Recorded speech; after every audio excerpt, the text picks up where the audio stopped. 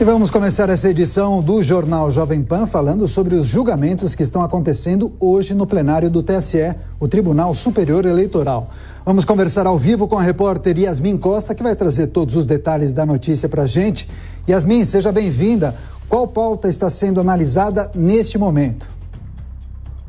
Oi, Daniel, boa noite para você, para a Lívia, para todo mundo que está com a gente. Nesse momento, os ministros do Tribunal Superior Eleitoral estão analisando a ação que foi apresentada pelo PDT, que questiona as lives que o presidente Jair Bolsonaro faz no cargo de presidente da República, que ele usa aquele espaço do Palácio da Alvorada. Essa ação já teve uma liminar que proibiu o presidente da República de usar esses espaços, inclusive ele tem feito lives, mas em um local não identificado por conta de uma decisão do ministro aqui do Tribunal Superior Eleitoral, Benedito Gonçalves, que disse que tanto o presidente da República quanto o vice na chapa, general Braga Neto, eles não poderiam usar nem o Alvorada, nem o Palácio do Planalto como fundo ali para essas transmissões, porque ficaria caracterizado como campanha eleitoral em um local que os outros candidatos não teriam acesso. Eles estão, nesse momento, analisando se referenda ou não essa decisão para manter a medida liminar e proibir que o presidente Jair Bolsonaro use esses locais. Mas um pouquinho antes, há uns 10 minutos atrás, Daniel, os ministros eles julgaram a ação que trata do discurso que o presidente Jair Bolsonaro fez na ONU.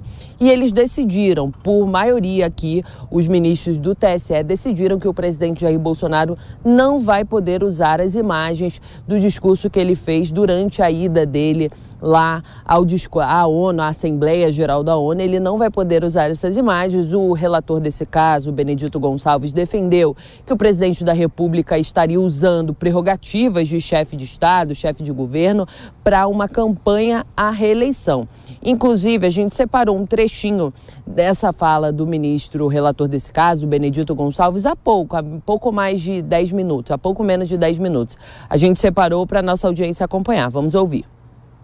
É passível de incutir no eleitorado a falsa percepção de que assiste a uma demonstração de apoio internacional à sua candidatura, quando, na verdade, o representado está representando o país no exercício de prerrogativa reconhecida desde o ano de 1949. Olha, como eu disse, a maioria dos ministros votaram ali com o relator, ou seja, o presidente não pode usar essas imagens. Eles alegaram que pode causar falta de isonomia aí nesse processo na corrida eleitoral. O único ministro que votou, ou seja, que o presidente poderia usar essas imagens do discurso, foi o ministro Carlos Zorba, que ele disse o seguinte, que isso é uma prática comum dentro dos candidatos à presidência da República, dos presidentes da República que vão representar os seus países como chefes de Estado.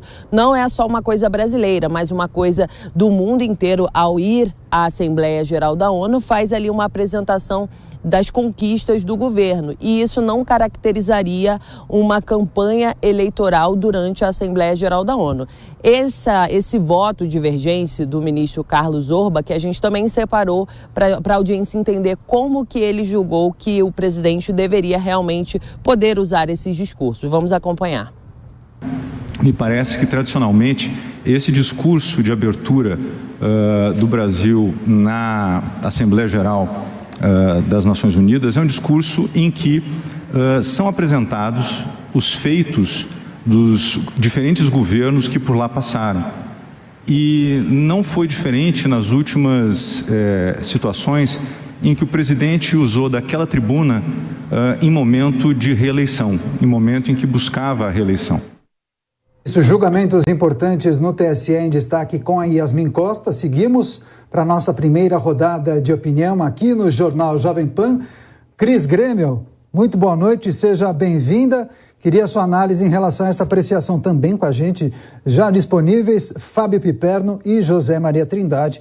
Vou começar essa rodada com a Cris Grêmio. Cris, a gente tem analisado a postura do TSE em relação a essas análises e apreciações dessas ações que são impetradas pelos partidos, essa em especial do PDT. Vimos o posicionamento da Corte em relação a possibilidade de uso ou não das imagens no evento da ONU. A maior parte da corte acha que Jair Bolsonaro não pode usar e alegou isonomia, falta de isonomia. O que você acha desse posicionamento? Mas teve um voto contrário, né?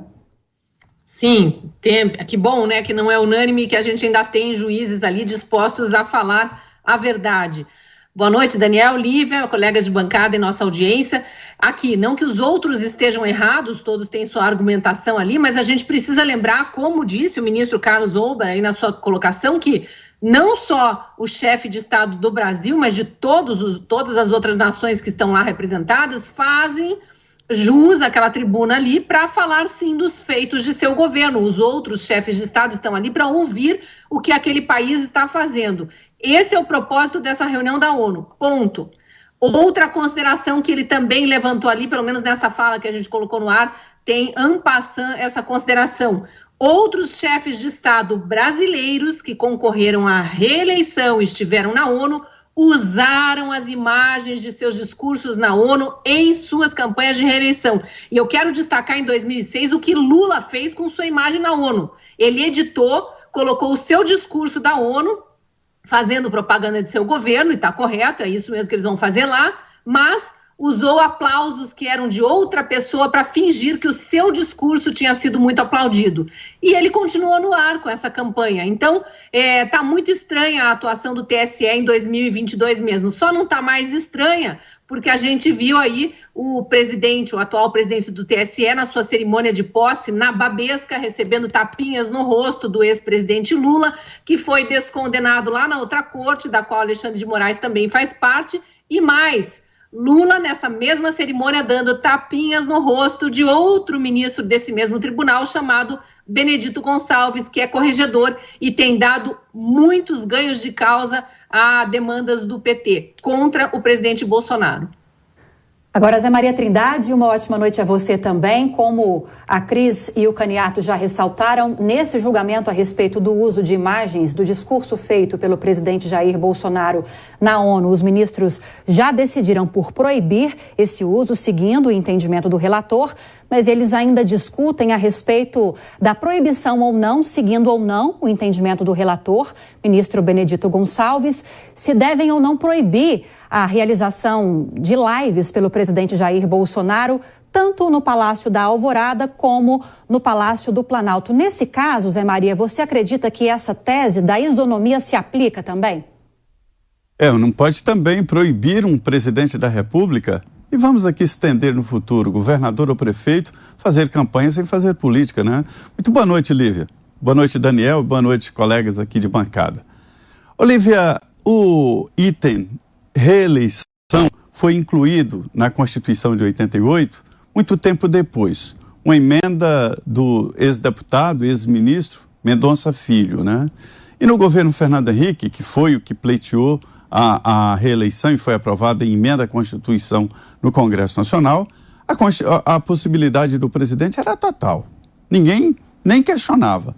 Fernando Henrique andava distribuindo cédula de real por aí, né, porque era a grande campanha dele, e continuou, mesmo no governo, como candidato à reeleição, voando no avião presidencial.